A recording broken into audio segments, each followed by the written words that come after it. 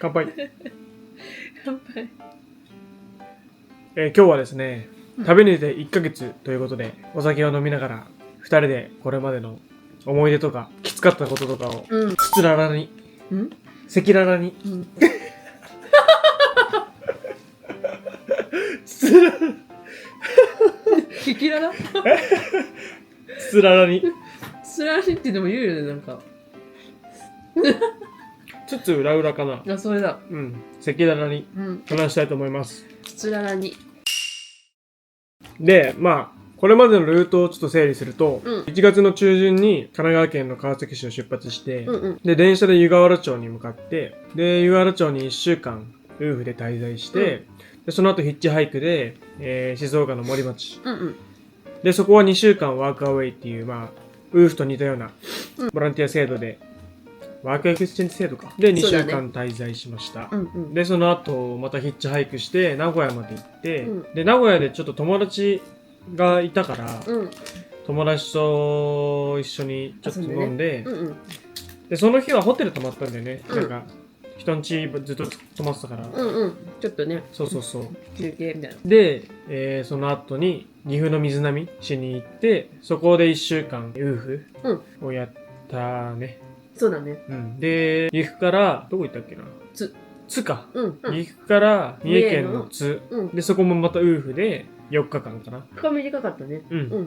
で、その後津から三重のまた熊野。熊野市っていうところに行って、でも今熊野市にいるね。そうだね。ここは熊野市の天女座っていう。凪のアスカラの聖地。そうそうそう。でカフェとか、インパクとかやってるところに今います。マイクみたいな。エクレアマイク 10% 引きマイク。それがまあ今ルートかな。そうだね。で、まあどんな家に滞在したかっていうのをちょっと軽く話したい。それぞれね。最初はまさとさんっていう湯河原町のホストさんとこに1週間滞在したんだけど、ヤギのお世話だったね、割とね、あそこは。で、まさとさんがゲストハウスを運営してたので、そこをお手伝いしながら、イノシシそれこそ動画にあったやつみたいに解体したりとか、でも結構もうほんと仕事、観光仕事みたいな。ヤギ仕事、ヤギ仕事、ヤギ観光、ヤギ観光みたいな。そう。ヤギのアスカラ。つまんない。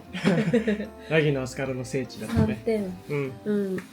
で、次の、次の森町は、まあなんかシェアハウスの動画とか見たら、結構雰囲気つかめると思うけど、ほんと山奥の家で、まあほんとあったかい家族の一員になれたっていう感じだよね。そうだね。でやっぱその人の家に初めて多分その森町とか2週間の滞在だったから、私的にはだけど、自分のなんて言うんだろう、新たな一面が見つかった回だったと思う。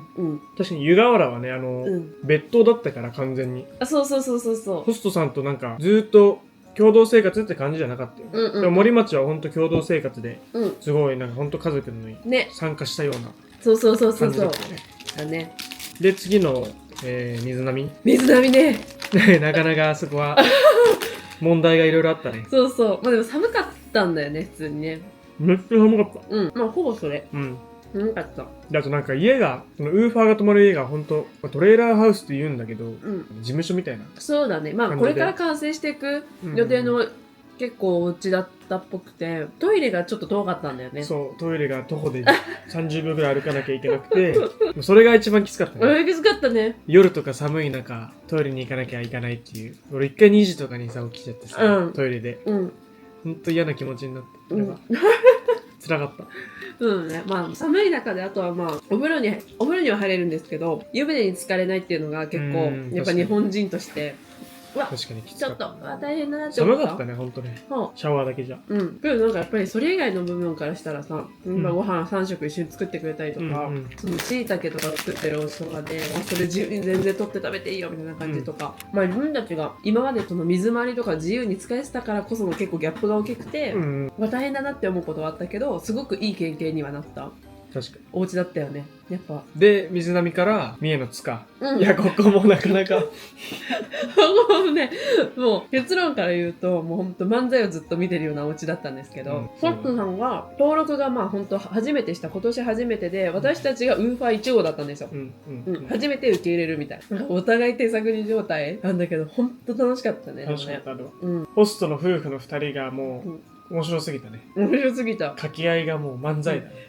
コント見てるね。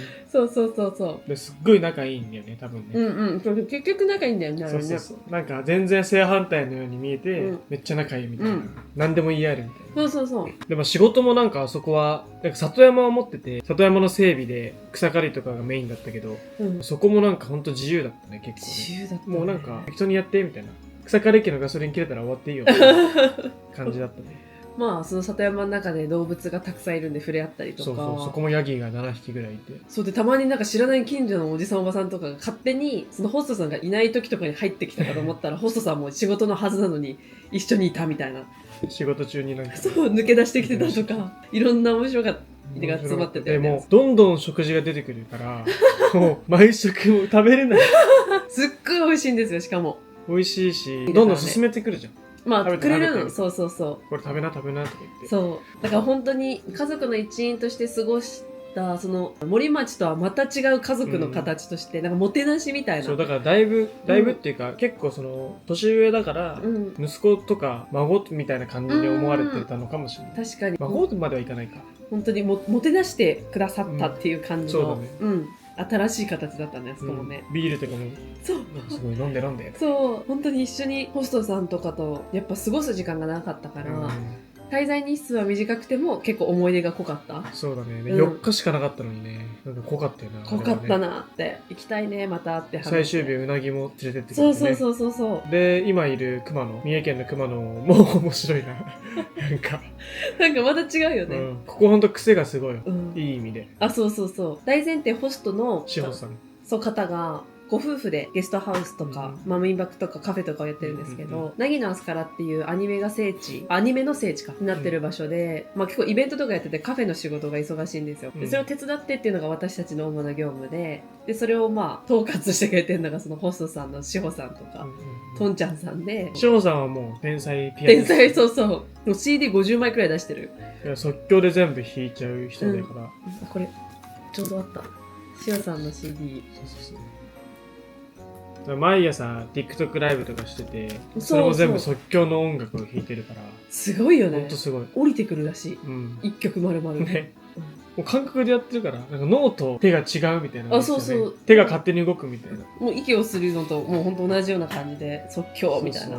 とんちゃんさんは、とんちゃんさんも面白いよね。そう旦那さんも面白いよね。面白い。しかもとんちゃんさんはすごい歌をメインでやってる、ボイスフルートとか YouTube に載ってるんですけど、お二人は本当いろんな音楽界の有名な人と、クイーンのなんかキーボードの人とか、そうで、あとミミズクがいるんだよね2匹。ミミズクに志保さんがハマってるっていう。そうあと初めて他のウーファーとも会えて、そうあと民泊にそれこそ凪のアスカラを目当てに来た海外のお客さんとかと一緒に夜ご飯食べて、さっきまで一緒に飲んでたんですよ。それも楽しかったね。台湾の人ね、みんなだから台湾の人とかもそうだし、中国の人とか韓国の人みんな来るんだけど、みんな日本語めっちゃ上手だよ。上手、びっくりする。アンディとかもね。アンディはもう30年私たちより住んでるから日本。アンディって人もなんか、ここのハンス従業員っていうかなんかいろいろ手伝ってくれる人がいて、住んでるね。住んでんのか。家賃払ってる。そうだその人も28年ぐらい日本に住んでて、日本語超うま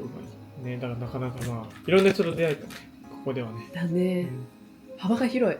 あとおっちゃんね、おっちゃんっていう謎の人物がいるんですけど、おっちゃんは隣の町の一応区長さんらしくて「今日何してたんですか?」って聞くと「遊んでた」。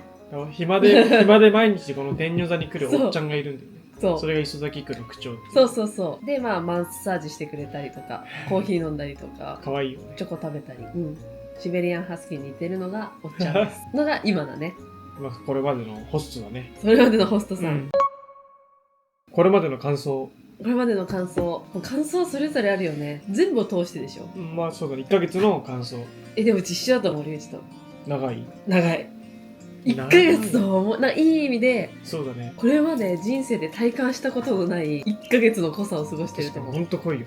1年、いや1年は持ってるな。いやでも半年ぐらい、半年くらいはまずそもそも人の家に泊まるって1年でないじゃん。確かに人生で初めてのことばっかやってるから、この1ヶ月。だって1ヶ月でなんだっけ、ここが5個目 ?5 個目じゃん。1ヶ月で5個だよ。確か1週間にに。1週間に1つ以上。1週間に1回人んち泊まってるんですよ、私たち。って考えたら、そりゃこんだけ。いろんな仕事もしてね。普通1ヶ月が長いのかな、早いのかなと思ったけど、なんか長く感じる。なんだろうね。やっぱ初めての体験だからだよ、それは。そうだよね。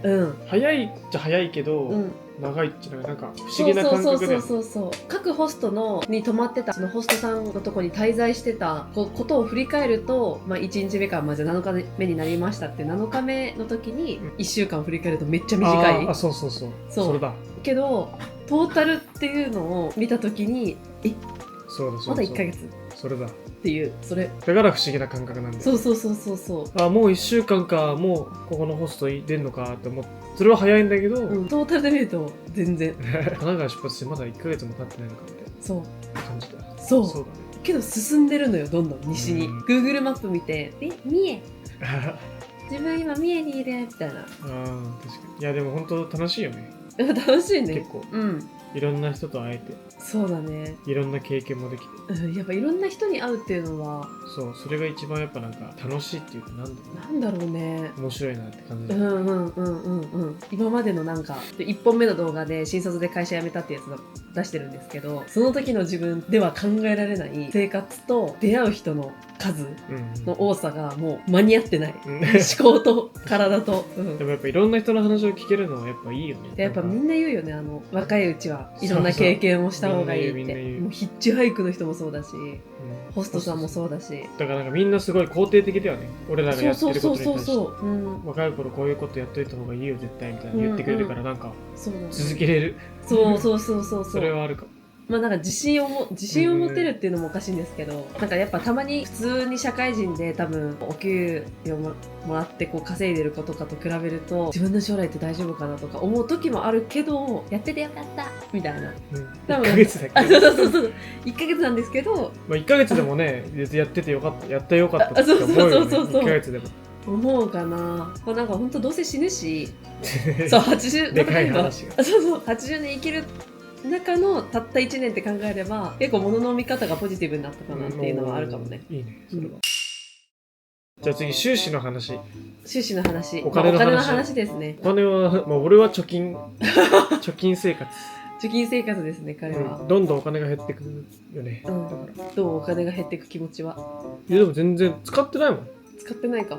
本当に使わない、この生活は。どんくらい減った ?1 ヶ月で。1ヶ月って、そうだね。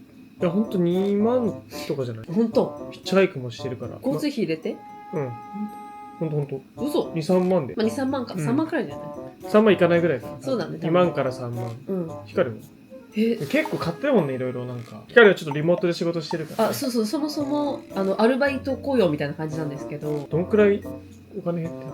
減ってる。でも、つけてたので言うと、だってホテルとか入れたらさ、3万とかもいってる？確かに3万ちょっといってんのかな？いってる。って考えたら私は多分5万くらいだと思う。結構使ってんね。で、その5万、使った内訳、服が足りなくなったとか、初めて見て靴下が破けたとか、なんか多分そういう自立もあれば、いろんなところに行くからご飯食べて、それこそYouTube のせよとかもそうだし、私は食べるのがやっぱ大好きなので。ね、スイーツめっちゃ買ってるよね。でもあれちゃんとポイントで買ってる？でもなんか、せっかくいろんなとこ行ったから、食べたいものとかはあんま妥協したくないよ。そうだね。どうせ来たならっていう感じだね。でも基本ほんと使わないから。だってここに来て1円も使ってなくない？使ってるよ。使ってるか。ビールね。確かに。200円ぐらいじゃん。200。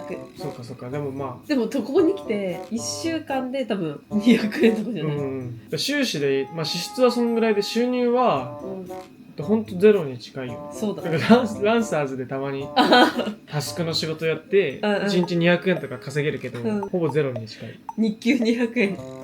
ヒカリはどんくらい収入？月10万とかかな。そんなあんの？でも多分今月それこそ1月は働いてたから前半普通に、からまあ10万くらいあったんですけど、もうここから平均で多分7万とか6万とかになるのかな。もう十分すぎるね。まあそうだね。でも貯金とか考えたらもちろんあれだけど、まあ今やってることの経験とそのまあ収入を両立するって考えたらいい感じに両立はできてるのかもしれない。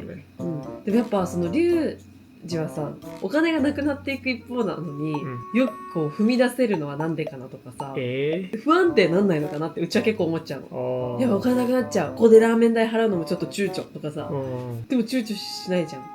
なんでかって？そう。先のことあんま考えてないからかな。いや、わかんない。なんでだろう。なんかお金が経験に変わっていくことがなんかさ、いいとか。そう。だからお金で買えない経験ができてるからかな。できてるっていうかなんか、できると思ってるからなのかな。わかんない。どうなんだろう。多分なんかお金は別に後から返ってくるみたいなの感じで思ってる。でも今の24歳でできる経験は返ってこないみたいな。そういう感じ、わかんない。そういう感じかもね。なるほどね。でも割とそうだよね。昔からずっとそうだよね。考え方的に。そうかもね。あんま自分でもわかんない。だからそれはうちはすごいなと思うけどね。まあでも別にリゾバとかもできるし。まあね。今はなんかすごいこういうことがやってみたいなと思ったからやってるだけで、ずっとこういう生活をしてたらさすがにちょっと俺も不安定になるよ。もうそうだよね。でも別にずっとやるわけじゃないから、って思ってるのかもね。確かに。最後、これからの予定について。これからの予定。今まあ三重にいて、三重の後和歌山に行って、そうだよね。で和歌山を2軒往復するんだよね、和歌山で。和歌山みたいなね。そうで和歌山の次ちょっと大阪と京都をまあプライベートで旅行、プライベートだから言って全部プライベートだけど有名人みたいになってる。プライベートでって。まあ、ウーフを使わず。そう。シンプルに旅行、観光とかする。大阪一泊、京都一泊で。で、その後に、舞鶴、京都のめっちゃ北、日本海側の舞鶴でウーフします。ここは狩猟やってるところだけど、まあ農業とかもそうかな。で、その後は決まってないんだけど、4月8日から徳島の阿波でワークアウェイをする。で、そこはワークアウェイ行って、給料がもらえるホストさんもいて、そうで、そこは給料がもらえる。時給1000円ぐらいかな。で、そこに2週間滞在して、その後もまだ決まってないね。まあでも一応目安としては6月中ぐらいに沖縄に行きたいなと思ってます。初沖縄。そう。そっか。そうだよ。なんか梅雨明けで結構いいらしいしね。そう。静岡の、森町のホストさんが沖縄にずっと住まれてて、6月くらいだったらね。ベストシーズン。沖縄の後はもうその先別に何も決まってない。